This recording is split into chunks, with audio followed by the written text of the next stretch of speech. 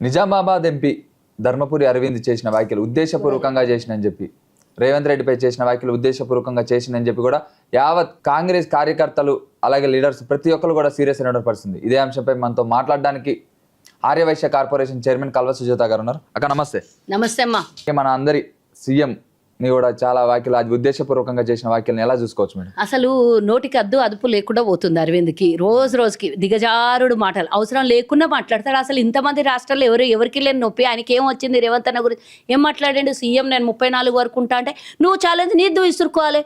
ఆయన ఇష్టం వచ్చినట్ల నీ నోటికి ఏమన్నా నిన్ను తిట్టి ఆయన అన్నాడా? ఏమన్నా అయితే అన్నాడు. బరాబర్ ఎవరు ఛాలెంజ్లు వాళ్ళకు ఉంటాయి, ఎవరు రాజకీయ భవిష్యత్తు వాళ్ళకు ఉంటుంది, ఎవరు రాజకీయ గోల్ వాళ్ళకు ఉంటుంది, ఎవరు టాస్కులు వాళ్ళకు ఉంటాయి. నీకు దమ్ముంటే నువ్వు సవాల్ ఇసురుకో, మేము వస్తాం రాజకీయాలకు, ఎవరిని రానియమని. దమ్ములేనోనివి మళ్ళీ రేవంత్ రెడ్డిని ఎట్లా వస్తాడో చూస్తాము, మేమే ఇక్కడ నుంచే మొదలవుతుంది అంటే యాడ్ నుంచి మొదలైంది. అప్పుడు కూడా బీరాలు గిట్లనే బలికినోను.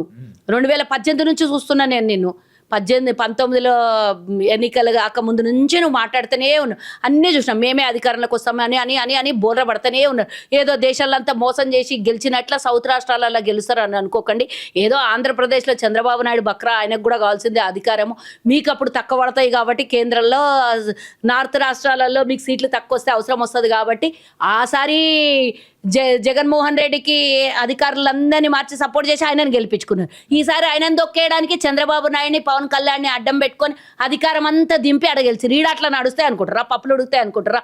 ఆడంటే వాళ్ళకు అధికారం కావాలని చేసి ఈడ మేమే అధికారంలో ఉన్నాం, రేపు పొద్దున మళ్ళీ మేమే వస్తాం, మాకు తిరుగులేదు ఇక్కడ కాబట్టి మా దగ్గర నీకు అక్కడ కూడా కాంగ్రెస్ బలంగా ఉంటే మీకు దిమ్మ తిరిగి ఆన్సర్ చెప్తుర్రు. ఎందుకంటే తెలంగాణ ఇచ్చినందుకు అక్కడ ప్రజలు కాంగ్రెస్ని విస్మరించారు. అక్కడ కాంగ్రెస్ వద్దు అన్నారు. కానీ తెలుగు 2 రాష్ట్రాలు కలిసి ఉంటే మీ బీజేపీ వాళ్ళు సున్నా గుడిసున్నా బడిసున్నా కూడా రాకుంటుండే.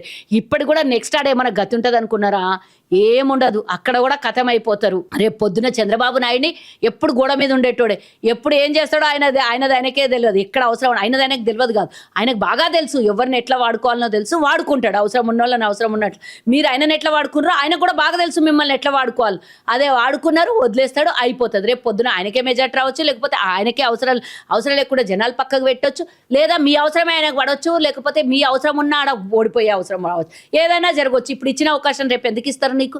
ఆడ ఏదో నిలబడే సీట్లు అన్నీ గెలుస్తారంట, ఒక్కడు కూడా ఓడిపోకుండా. అంత పిచ్చోళ్ళు ఉన్నారా?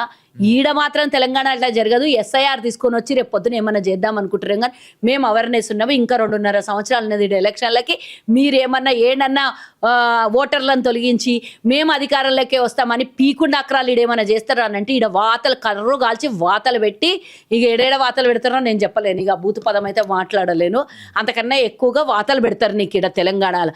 ఎస్ఐఆర్ తీసుకొని వచ్చి ఏమైనా చేయాలనుకుంటే మేము ఆల్రెడీ అప్రమత్తమైనాం. మీరు బెంగాల్లో చేసిన కథలు చూసినాం, బీహార్లో చేసిన కథలు చూసినాం.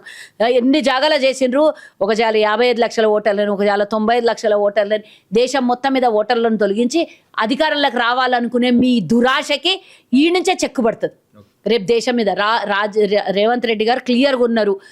రాహుల్ గాంధీ గారిని ప్రధాని చేయాలని క్లియర్గా ఉన్నారు. ఆయన మళ్ళీ ముఖ్యమంత్రి అవుతారు, రాహుల్ గాంధీ ప్రధానమంత్రి అవుతారు. మీ కేడీ మోడీలు అందరూ ఎక్కడ పోవాలని అక్కడ పోతారు. అయితే 2034 దాకా కూడా నేనే సీఎం ఉంటా అంటే దానికి కాన్ఫిడెన్స్ ఉండాలి, కానీ ఓవర్ కాన్ఫిడెన్స్ ఉండదు. 2028లో కార్యకర్తలు యావత్ తెలంగాణ రాష్ట్రం మొత్తం కూడా లాగులో తొండలు ఇడిచి లాగిచ్చి పరిగెత్తేటట్టు చేస్తామని చెప్పి ఓడిపోయిన వాళ్ళందరూ లాగులు తొండలు ఇచ్చి కొడుతారా? నేను అడుగుతున్నా. ఒకవేళ ఓడిపోతే తొండలు లాగులలో తొండలు ఇచ్చి కొడుతారా? నీకు పాములే సార్ తొండలు ఆయనకి ఆయన్నే ఇడిచిపోయి పారిపోయే గతి వస్తుంది. ఏమని తెలుసు? నేను అదే అంటున్నా. లాగులు ఇడిచిపోయి పారిపోతావో లేకపోతే గుండుకు అరగుండు చేసుకొని పోతావో ఎవరికి తెలియదు. ఇడ అసలు నీకెందుకు ఓవర్ యాక్షన్ అని అడుగుతున్నా నీకు. నేను నీదేం కావాలనో నీ నియోజకవర్గం, నీ పార్లమెంట్ వరకు నీ హద్దులుండి మాట్లాడు. ఆయన ముఖ్యమంత్రి స్థాయిలో ముఖ్యమంత్రి మాట మాట్లాడి ఆయనకు జవాబు నువ్వు చెప్పాల్సి ఉంటే ఇవన్నీ ముచ్చట్లు చెప్పాల్సిన అవసరం లేదు. మేమే అధికారంలోకి వస్తామని ఆయనకన్నా ముందే మోడీ వచ్చిపోయినాకనే ఎంబడే ప్రెస్ మీట్ పెట్టి చెప్పను, మేమే అధికారంలోకి వస్తాం, మా మోదీ వచ్చి చెప్పిపోయిండు అని మాట్లాడినండి. నీకు బండి సంజయ్ అరెస్ట్ అయిందాక కామ్గా కూర్చొని బండి సంజయ్ అరెస్ట్ అయిపోయినాక ఎందుకు మొదలు పెట్టినవయ్యా? ఎందుకు మొదలు పెట్టినావు అంటే నిన్న మొన్నటి దాకా లేని లొల్లి రేవంత్ రెడ్డి మాట్లాడి 5 రోజులు అయింది. ఇప్పుడు ఎందుకు వచ్చింది? ఆదివారం రోజు మాట్లాడింది, ఈరోజు మంగళవారం. ఎప్పుడో మాట్లాడాలి కదా నువ్వు. ఆ రోజు సాయంత్రమే పెట్టాలి, రాత్రికే పెట్టాలి. రేవంత్ రెడ్డి మాట్లాడిన దానికి నీకు నొచ్చింది ఏంది? ఆయన బరాబర్ అంటాడు. ఎవరికైనా కాన్ఫిడెన్సే ఉంటుంది. నీకు కాన్ఫిడెన్స్ నీ లెవెల్ ఓవర్ కాన్ఫిడెన్స్ ఉంటుంది, బరాబర్ ఉంటుంది. నీకు ఇక్కడ దిక్కు దివాణా లేనని ఒక్కొక్క జిల్లాలలో మీకు కనీసం క్యాండిడేట్లే లేనే, మేము అధికారంలోకి వస్తానే నీళ్ళు కూడా బాటలు నీకెట్లుంటాయో. ఈరోజు రాష్ట్రం మొత్తం అధికారులు ఉన్న వాళ్ళు మాకు బరాబర్ ఉంటుంది. ప్రజలు ఏం మ్యాండేట్ ఇస్తారో మాకు తెలుసు ముందే. 5 మంది ఎమ్మెల్యేలతోని 65 మంది ఎమ్మెల్యేలని తెచ్చుకున్నాం మేము. మాకు అది ఓవర్ కాన్ఫిడెన్స్ ఉండే తెచ్చుకున్నాం కదా. తెలంగాణ ప్రజలు ఆశీర్వాదం ఇచ్చే తెచ్చుకున్నాం కదా. మా కాన్ఫిడెన్స్ లెవెల్ మాకు తెలుసు. నీ కాన్ఫిడెన్స్ లెవెల్ నువ్వు పెట్టుకో, నీకు దమ్ముంటే. సాఫ్రాన్ చెయ్యాలి భారతదేశం అని మీ మోదీ కలలు కానీ దేశం మొత్తం ఓటర్లను తొలగించి దొంగ ఓట్లు వేయించుకొని గెలుస్తున్నటువంటి మీది ఒక గెలిపేనా? మీది ఒక గెలిపేనా? అట్లాంటి ఓవర్ కాన్ఫిడెన్స్లో అన్ని జాగాలు నడవవు. బీహార్లో చేసినాయో ఇంకేమన్నా అరాచకాలు ఈడ చేయడానికి నడవదు. తెలంగాణ ప్రజలు అమాయకులు అయిండొచ్చు, కానీ మిమ్మల్ని ఎక్కడ తరిమి కొట్టాలని అక్కడ తరిమి కొడతాడు. ఆల్రెడీ మోదీ గ్రాఫ్ టోటల్ కథమైపోయింది. అంటే వేటివ్ న్యూస్ కాన్క్లేవ్ లో కూడా సీఎం రేవంత్ రెడ్డి వస్తుంటే అక్కడ ఉన్న కుర్చీ అంత ఎత్తు కూడా లేడు, పొట్టోడు అని చెప్పి కూడా వ్యాఖ్యలు చేసినట్టు సందర్భం ఉంది. దీనిపై మీ స్పందన ఏంటి? నేను ఒకటి అడుగుతా, రేవంత్ రెడ్డి పొట్టిగున్నాడా పొడుగున్నాడా అనేది కాదు, బుల్లెట్ కూడా ఇంతే ఉంటుంది. బుల్లెట్ కూడా ఇంతే ఉంటుంది. కానీ అది దిగితే కథమైపోతావు. గుండెని చీల్చి బద్దలు కొట్టి బయటికి వస్తుంది. అది ఆ బుల్లెట్. అది బుల్లెట్ రేవంత్ రెడ్డి. అది గుర్తుంచుకో. బుల్లెట్ దింపిడు కదా, ఇంకా దింపుతాడు. ఏదో నువ్వు ఒకసారి నుంచి రెండోసారి తప్పిదారి గెలిచినందుకు అసలు నీకు రాజకీయమే రాదు. నీకు ఏం చేయాలనో తెలియదు, ఏం మాట్లాడాలనో తెలియదు. ఏం తెలియనో నువ్వు ఎగిరెగిరి పడితే అసలు నేను అంటున్నా, మీరు రాజకీయాల్లోకి మీ బీజేపీ వాళ్ళు మిమ్మల్ని మీరే ఒక్కొక్కరు ఆ కప్పలు గుంజుకుంటాయి చూడు, మీది గుంజుతుంటే మీరు చాలు మీ వాళ్ళు మిమ్మల్ని గుంజుకొని ఎవడో అవసరం లేదు మిమ్మల్ని బొందబెట్టడానికి. మీ బీజేపీ వాళ్ళే చాలు మిమ్మల్ని బొందబెట్టడానికి. మా మీద మాకు ఓవర్ కాన్ఫిడెన్స్ ఎందుకున్నదంటే వీళ్ళు గెలవనియ్యరు. వాళ్ళు గెలవరు. వాళ్ళని ఎవరిని గెలవనియ్యరు. వాళ్ళ అధికారులకు వాళ్ళే రానియ్యరు. ఎవరు అవసరం లేదు రాష్ట్రంలో బొందబెట్టారు. ఇక బీఆర్ఎస్ కథమైపోయిన పార్టీ. ఇంకెవరున్నారమ్మా తెలంగాణలో? బరాబర్ ఈరోజు ప్రజలకి మేము అండగా ఉన్నాం. మాకు ప్రజల ఆశీర్వాదం ఉంటుంది ఎల్లకాలం. కాబట్టి మాకు తెలుసు దేశం మొత్తం లోపల ఈరోజు కాంగ్రెస్ కోసం ఎదురు చూస్తున్నారు ప్రజలు. ఇండైరెక్ట్లీ మీరు దొంగ ఓట్లు వేసుకొని 4 రోజులు పబ్బం గడుపుకోవచ్చు. ఎప్పుడైనా అన్యాయం అయితే నిజాయితీ అవుతుంది. నేనైతే అరవింద్కి ఒక్క మాట చెప్తున్నా, నువ్వు తింటున్న తిండి కాడి నుంచి ఈరోజు రాజకీయాల్లో నీ రాజకీయ జీవితం అంతా కాంగ్రెస్లో అడ్డదారిగా సంపాదించుకున్న దోపిడీ పైసలవి. నీ రాజకీయానికి ఉపయోగపడిన ప్రతి రూపాయి కూడా మీ నాన్నని అడ్డం పెట్టుకొని ఆ రోజు పిసిసి అధ్యక్షుడిగా ఉన్నప్పుడు మీ నాన్న ఇచ్చే బీఫామ్లకి వెనకాల నుంచి క్యాండిడేట్ల దగ్గర తీసుకున్నటువంటి వసూలు చేసినటువంటి 1000 కోట్ల రూపాయలు జమ చేసుకొని ఈరోజు కోట్లాది రూపాయలు అద్దెలు తెచ్చుకుంటున్నా నీ పైస అంతా కాంగ్రెస్ అయ్యాల్లో అవినీతిగా సంపాదించిన పైసనే. బీజేపీలోనే ఉంటారు అవినీతి పరులను, బీజేపీలోనే ఏడుస్తారు అందరు. అవినీతి పరులకు అందరికీ పదవులు ఇస్తున్నారు బీజేపీలో. వేమద్ విశ్వశర్మకి ఇస్తారు, ఇంకోనికి ఇస్తారు. అన్యాయం చేసినోనికి వాషింగ్ పౌడర్ నిర్మా బీజేపీలో. కాబట్టి కాంగ్రెస్లో అన్యాయం చేసి ఇండైరెక్ట్గా పోయిన వాళ్ళందరికీ కూడా బీజేపీ పదవులు ఇస్తుంది. అట్లనే అరవింద్కి కూడా టికెట్ ఇచ్చింది. సంపాదించుకున్నాడు, పైస బాగా కనబడింది, ఖర్చు పెట్టుకోగలుగుతాడు అనుకున్నాడు, టికెట్ ఇచ్చారు. లేకపోతే అసలు నువ్వు ఆర్ఎస్ఎస్లో పుట్టినోనివా రాజకీయంగా? లేకపోతే బీజేపీ అణువున నీ శరీరంలో ఏమైనా బీజేపీ భావజాలాలు ఉన్నాయి? ఏమీ లేవు. కేవలం రాజకీయ పబ్బం గడుపుకోవడం తప్పించి నువ్వు పెద్దగైన దాకా కాంగ్రెస్లోనే ఉన్నావు. నువ్వు పెద్దగైన దాకా నీ చైల్డ్హుడ్ నుంచి కాంగ్రెస్లోనే ఉన్నావు. ఎందుకంటే అప్పటి నుంచి మీ నాన్న కాంగ్రెస్లోనే ఉన్నాడు. కాబట్టి మీ నాయన ఈరోజు కాంగ్రెస్లో సంపాదించిన పేరే ఈరోజు నీకు అది అండగా నిలబడ్డది. అది గుర్తుంచుకో బిడ్డ. ఇంకా ఎక్కువ మాట్లాడుతున్నావు. తొండలు బల్లులు తర్వాత ఇడుస్తూ కానీ నీకు ముసళ్ళ నిడిచే రోజు వస్తుంది చూడదు ఒక రోజు. మరి అయితే కాంగ్రెస్ ప్రభుత్వంలో అడ్డగోలు హామీలు ఇచ్చి ఇంతవరకు కూడా నెరవేర్చకుండా వాళ్ళందరికీ దేవుడి మీద ఒట్లేసి దేవుళ్ళనే మోసం చేశారు. ప్రజల్ని ఇంకెంత సేపట్లో మోసం చేయగలరు? వాళ్ళ దగ్గర వాళ్ళు మోసమే చేస్తారని చెప్పి కూడా చెప్తున్నారు. ఒకవేళ మేము అధికారంలోకి వస్తే నిజామాబాద్ నుంచి అభివృద్ధి అనేది స్టార్ట్ చేస్తామని చెప్పినాడు. బాబా ఇప్పుడు ఎన్ని వేల కోట్లు తెచ్చిండో నిజామాబాద్ ఎంపీగా. ఎన్ని తెచ్చిండు ఫస్ట్ చెప్పమని. ఎంపీ 2 టర్మ్లు అయింది కదా, కేంద్రం నుంచి ఎంపీకి పొడిచి తెచ్చినవయ్యా. తర్వాత అభివృద్ధి, తర్వాత రాష్ట్రము, తర్వాత జిల్లా, తర్వాత ఇంకేమన్నా నీ గ్రామము, నీ లేకపోతే నీ నియోజకవర్గము, లేకపోతే నీ పార్లమెంటు ఏమన్నా తర్వాత చేసుకుంది. కానీ ఇప్పుడు నువ్వు ఒక పార్లమెంట్ సభ్యునిగా 2వ టర్మ్ అంటే ఇది ముగిసే సమయానికి 10 ఏళ్ళు అవుతుంది. ఏం పొడిచి చేసినావు చెప్పు, నువ్వు ఏమేం తెచ్చినావో చెప్పాలి. నేను నిజామాబాద్ నువ్వు రేపొద్దు నీడు అధికారంలోకి తెచ్చే దేవుడు ఎరుగు. ఇప్పుడు ఈడేం తెచ్చినావు చూపియాలే. ఫస్ట్ నీ మోదీని అడుగు, దేశం మీద ఇచ్చినటువంటి హామీలు, సంవత్సరానికి 2 కోట్ల ఉద్యోగాలు, ఇంటికో అది సంవత్సరానికి అచ్చేదీన్ అని చెప్పి బురేదీన్ తీసుకొని వచ్చిండు. ఆ రోజు మోదీ చెప్పినటువంటి హామీలో భాగం నల్లధనం తీసుకొస్తాను. నల్లధనం ఇట్లా ట్రక్కులు నిండేసి వస్తుంది, ఫ్లైట్లలో నిండి వస్తుంది అన్న. ఆ ఫ్లైట్లో ఆయనకు తిరగనికి సరిపోతలేదు. నేను ఇంకోటి అడుగుతున్నా, అందరి జన్ ధన్ ఖాతా తెరుచుకోండి 15 లక్షలు పడతాయి అన్నాడు. 7 ఉన్నాయి అవన్నీ 15 లక్షలు. ఇంటికో ఉద్యోగం, పకోడీలు తలాయించడానికి ఉద్యోగం వచ్చిందని చెప్పిన మీ మోదీకి నువ్వు ప్రశ్నలు వేయాలి. కాంగ్రెస్ హయాంలో 170 సంస్థల నిర్మాణం చేస్తే బీజేపీ వచ్చి అన్ని అమ్ముకొని ఆ రోజు 16 మంది ప్రధానమంత్రులు పరిపాలన చేస్తే దేశానికి కేవలం 55 లక్షల కోట్ల అప్పు 70 ఏళ్లలో 65 ఏళ్లలో జరిగితే మీ ప్రధానమంత్రి మోదీ వచ్చి 234 లక్షల కోట్ల అప్పు దేశం మీద చేసి పెట్టిండు. మీ ప్రధానమంత్రికి ఈ రోజు అడగాల్సిన ప్రశ్నలు మమ్మల్ని అడగొద్దయ్యా. నువ్వు మమ్మల్ని అభివృద్ధి గురించి మాట్లాడే దిక్కు దివాణం ఆయన్నే చెప్తున్నా. అయితే వాళ్ళ ప్రధానమంత్రిని ఆయన తిడుతున్నట్టేనా? ప్రధానమంత్రిని ఇండైరెక్ట్గా ఆయన ఈరోజు వేసుకుంటున్నట్టే కదా. మీ ప్రధానమంత్రిని ముఖ్యమంత్రిని, రాష్ట్ర ముఖ్యమంత్రిని తిట్టబడితే మీ ప్రధానమంత్రిని నువ్వు అదే పార్టీలు ఉండి లింక్ ఉన్నది అంటున్నావు. అంటే లింక్ ఉన్నది అని అంటలేడు, పాపం సిగ్గుపోతుంది. రేవంత్ రెడ్డిని హమారే పాస్ ఆవ్ అని అన్నాడు కదా. అంటే వాళ్ళ దగ్గర అంతా పనికిమాలినోళ్ళు ఉన్నారు, ఎవ్వడు కూడా అధికారంలోకి తెచ్చుకునే సత్తా దమ్ము లేదు అని ఒప్పుకున్నట్టే కదా వాళ్ళ ప్రధానమంత్రి వేదిక మీద. అది అసలు రాజకీయ సభ కాదు, రాజకీయ సభనే కాదది. ఆ రాజకీయ సభలో మాట్లాడినటువంటి మాట కాదు మోదీ మాట్లాడింది. ఆ మాటకి వేదిక మీదనే తెర వెనుక మాట్లాడుకోలేదు, సప్పుడు దాకా 4 గోడల మధ్యలో కూర్చొని మాట్లాడుకోలేదు. అట్లా రాజకీయం చేయాలంటే రేవంత్ నాకు 4 గోడలు లేవా, లోపల లేవా? ప్రధానమంత్రితో కలిసినప్పుడు మాట్లాడా నేను ఆయన ఒకటా, లేకపోతే ఆయన నన్ను వేదిక మీద అడుగు నేను అక్కడికి పోతా అనే మాట రేవంత్ రెడ్డి అడగాలనుకుంటే 4 గోడల సందు లేకుండా ఉన్నాను. ఆయన వాళ్ళిద్దరికి మాట్లాడుకోవాలని నేను ఈరోజు ఆయన అడిగినటువంటి మాటకి ఆయన సందిగ్ధంలోనే ఉన్నారు. రేవంత్ రెడ్డి ఏడ మా పార్టీలకు రాగలడు, మమ్మల్ని అందరినీ బొందబెట్టగలడు అని అవన్నీ కలలు నువ్వు కనకు. రేవంత్ రెడ్డి కాంగ్రెస్లోనే ఉంటాడు, కాంగ్రెస్ పార్టీకి మళ్ళొకసారి అధికారంలోకి తెస్తాడు. రాహుల్ గాంధీ ప్రధానమంత్రిని చేయాలని రేవంత్ రెడ్డి కూడా, రాహుల్ గాంధీ ప్రధానమంత్రి కూడా ఇప్పుడు కాడు 2039 ఆ టైంలోనే అవుతాడు, మధ్యలో కాడు అని చెప్పి రేవంత్ రెడ్డి అన్నాడు అని చెప్పి ధర్మపురి అందరూ అన్నాడు అని చెప్పి చెప్తున్నాడు. అట్లా అనలేదు కదా, అన్నాడా? ఆ దిక్కుమాలలోనికి పూర్తి ఇంటర్వ్యూ చూడమను రేవంత్ రెడ్డిది. 2029లో నేను ముఖ్యమంత్రిని ఇక్కడ మరోసారి అయితా, 34లో నేను కేంద్రంకు పోతా, రాహుల్ గాంధీని ప్రధానమంత్రిని చెయ్యాలి అని అన్నాడు. కానీ 39 అనలేదు. 29లో ముఖ్యమంత్రి అయితే ఈ నుంచి సీట్లు ఇవ్వాల్సినటువంటి బాధ్యత రేవంత్ రెడ్డిదే ఉంటది కదా. మరి బరాబర్ రేవంత్ రెడ్డి ఇండైరెక్ట్ బీజేపీ అధికారంలోకి వచ్చిందని తేల్చి చెప్పేసిండు రేవంత్ రెడ్డి అని చెప్తున్నారు. అంటే సిగ్గుదప్పినోనికి అర్థం కాకపోతే ఎవరేం చేస్తారు? కేంద్రానికి నేను 34లో రాహుల్ గాంధీ పక్కన నేను పోయి పనిచేస్తా అని చెప్పిండు.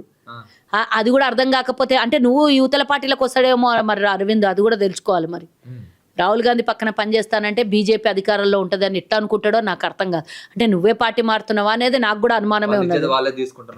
మరి నేను వాళ్ళ ఇజ్జత్ తీయలే, ఇప్పుడు నువ్వే తీస్తున్నావు. రేవంత్ రెడ్డికి మోదీకి లోపలేమో బంధాలు ఉన్నాయి, ఇంకేమన్నా ఉన్నది, ఒప్పాయికారాలు ఉన్నాయి అని నువ్వే అంటున్నావు. అంటే మీ ప్రధానమంత్రి మీద నీకే నమ్మకం లేదు, కానీ మా ముఖ్యమంత్రి మీద అపారమైన విశ్వాసం మాకున్నది, అపారమైనటువంటి నమ్మకం మాకున్నది.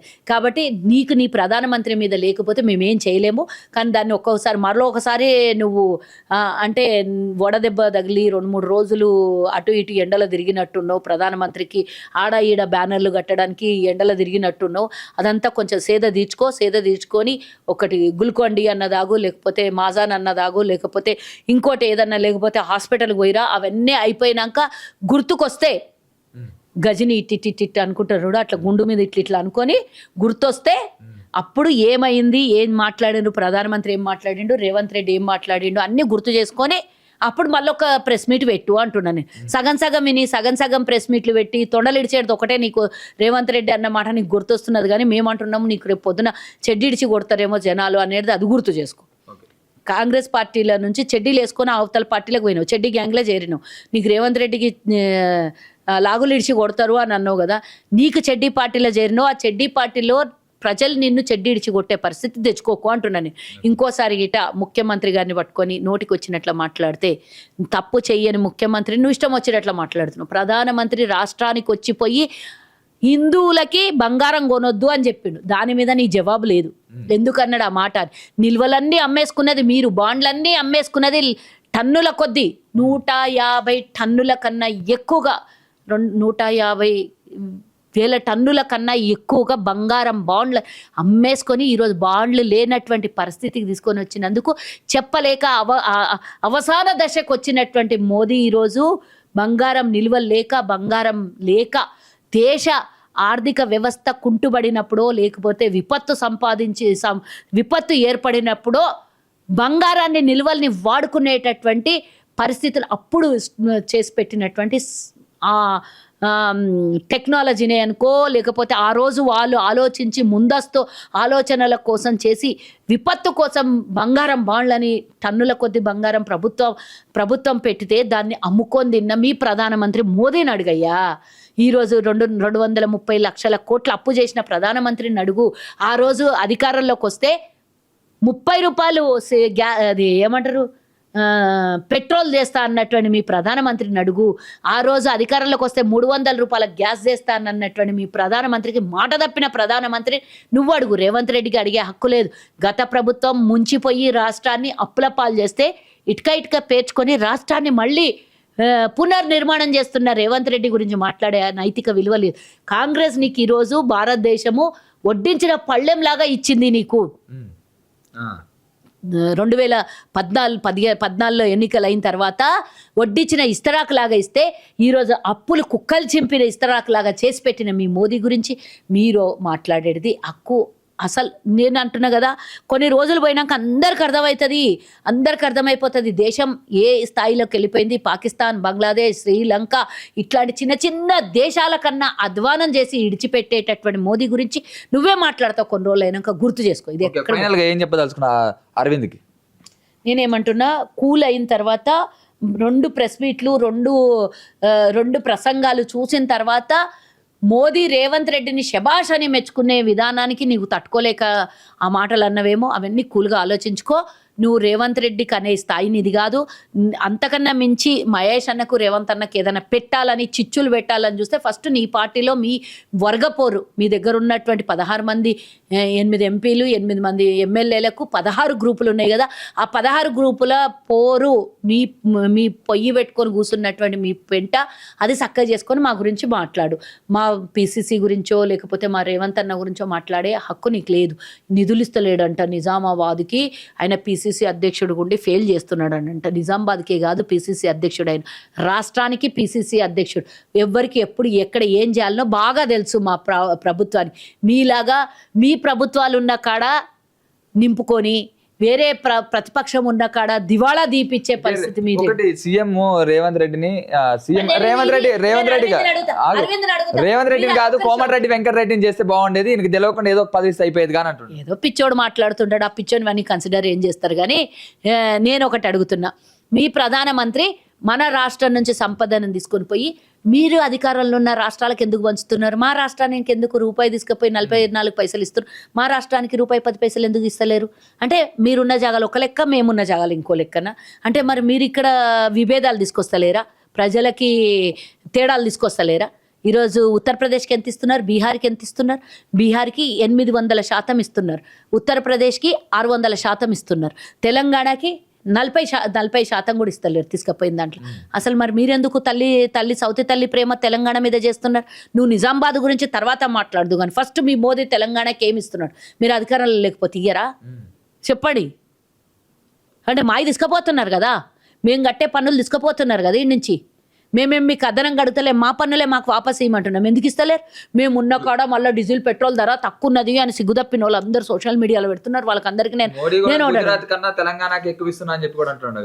ఆయన చెప్పిండు కదా, గుజరాత్కే ఉత్నా దేనా హై తో హమారే పాస్ ఆవో అన్నాడు. ఆయన మాట ఈయనకు అర్థం కాకపోతే నేనేం చేయాలి? ఆయన హిందీ ఈయనకు రాదేమో. మరి మాకైతే వస్తుంది, హైదరాబాద్ వాళ్ళకి అందరికి వస్తుంది. నిజామాబాద్లో అరవింద్కి రాకపోతే నేనేం చేయలేను. మరి నేను ఒకటి అడుగుతున్నా, మీరున్న రాష్ట్రాలల్లో 95, 97 పెట్రోల్ ఉన్నది అని అంటే ఆ రోజు కూడా మన్మోహన్ సింగ్ గారు ఉన్నప్పుడు $145, $105 నుంచి $145 పెట్రోల్ క్రూడ్ ఆయిల్ ధర వస్తే కూడా ఆ రోజు 62 రూపాయలకు 62 రూపాయల నుంచి మహా అయితే 67 రూపాయలు అయింది. ఆ రోజు అంత క్లిష్ట పరిస్థితిలో కూడా దేశ ప్రజల మీద భారం పడకుండా 67 రూపాయల వరకు పెంచింది ధర.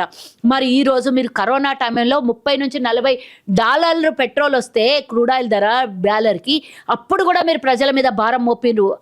కష్టాల్లో ఉన్నటువంటి భారతదేశం ప్రజలు, ఇంట్లో నుంచి బయటికి పోలేనటువంటి భారతదేశం ప్రజలు, అసలు ఆదాయం 3 నెలల వరకు మొత్తం కట్ ఆఫ్ అయినా, వ్యాపారాలు లేకున్నా, ఉద్యోగాలకు జీతాలు లేకున్నా కూడా మన ఎత్తి మీద భారాలు మోపినరే కానీ 30 నుంచి 40 రూపాయలు వచ్చిన క్రూడ్ ఆయిల్ ధరని కనీసం మీరు నిల్వలు చేసుకోలేకపోయినరు. కనీసం భారతదేశం ప్రజల మీద అప్పుడన్నా కనీసం ధరలు దింపలేకపోయినరు. భారతదేశం పరిస్థితి ఆ రోజు ఘోరంగా ఉంది. ఆ రోజు దింపలేదు. ఈ రోజు కూడా 105 రూపాయలే ఉంది క్రూడ్ ఆయిల్ ధర.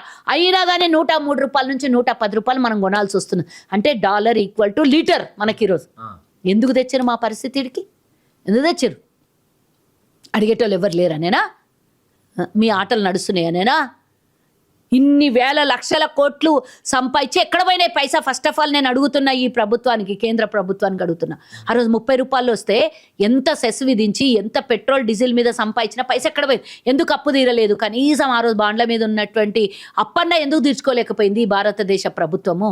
10 ఏండ్ల నుంచి వేల లక్షల కోట్ల రూపాయల ఆదాయం పెట్రోల్ డీజిల్ మీద వస్తుంది. అదొక్క దాని మీద వచ్చిన పైసా ఇంకా రకరకాలుగా సంపాదించి పెడుతుంది. చైన్ సిస్టమ్ లాగా ట్రాన్స్పోర్ట్ ధరలు పెరుగుతాయి, ట్రైన్ ధరలు పెరుగుతాయి, రోడ్ రవాణా సంస్థలు పెరుగుతాయి, అన్నీ పెరుగుతాయి. ఒక్కటి పెట్రోల్ డీజిల్ పెరుగుతాయి. అట్లా ప్రతి జాగాలో వచ్చినటువంటి డబ్బుని ఏం చేశారు? దేశం మీద అప్పే పెంచారు. గది మీ ప్రధానమంత్రిని అడుగు. మా రేవంత్ రెడ్డిని అడిగే ముందు మీరు ప్రధానమంత్రి ఎంపీకి పొడిచి చేసిండు దేశానికి అని ఒకసారి అడుగు. 10 లక్షల రూపాయల సూట్ వేసి, 1.5 లక్షల రూపాయల పెన్ను పెట్టి, 2-3 లక్షల స్పెట్స్ పెట్టి, అన్ని వేల రూపాయలు, లక్షల రూపాయలు షూస్ వేసుకొని, ఇట్లా కాదు దేశ సంపదని వృధా చేసేది. 1.5 రూపాయల మష్రూమ్ తినడం కాదు.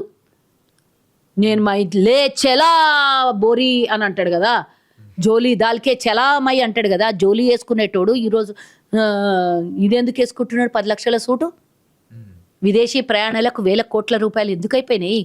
అదడుగు మీ మోదీని. రేవంత్ రెడ్డిని ప్రశ్నించే ముందు 196 ప్రశ్నలు కేంద్ర ప్రభుత్వంలో ఉన్న మీ ప్రభుత్వం మీద ఉంది. తెలంగాణ ప్రజలు పిచ్చోలా దేశ సంపదని సర్వనాశనం చేస్తున్నారు. మళ్ళీ మిమ్మల్ని తెలంగాణ గడ్డను ఎక్కనిస్తారా? ఒక్కసారి వచ్చిపోతే గ్యాస్ ధర పెంచిపోయాడు, మళ్ళొకసారి వచ్చిపోతే మొత్తం దేశానికి బంగారం కొనొద్దు, బయట విహారయాత్రలు చెయ్యొద్దు, మళ్ళీ వర్క్ ఫ్రమ్ హోమ్ చేయాలి, లేదా ఇంట్లో నూనె వాడొద్దు, విదేశీ ప్రయాణాలు ఆపుకోవాలి. నువ్వేమో 5 దేశాలు తిరిగి రావాలి, ఒరిగి పెట్టేది 10 పైసలు ఉండదు. నువ్వేమో విహారయాత్రలు చేయాలి. దేశం మన కుటుంబం కోసం మనం ఏదన్నా సమ్మర్ హాలిడేస్ ఉన్నాయని ఎవరో కోరికతోని పిల్లల్ని తీసుకొని ఎక్కడికన్నా పోదామనుకో, అవి కూడా బంద్ చేయమని చెప్పినాను. అంటే నువ్వు ఆ రోజు దేశ ప్రజల సొమ్మంతా 25 లక్షల కోట్ల రూపాయలు మీ గుజరాత్ వాళ్ళందరూ వేసుకొని పోతే వాళ్ళకి బ్యాంకులు రుణమాఫీ చేయించేసాడు మీ మోదీ. వాళ్ళని అడగడు.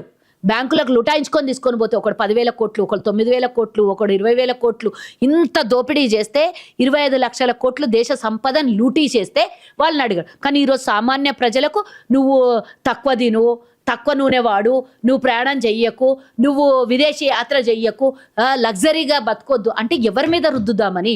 సామాన్య ప్రజలు ఆనందంగా ఉండొద్దు అనేదే మోదీ సంకల్పం కదా.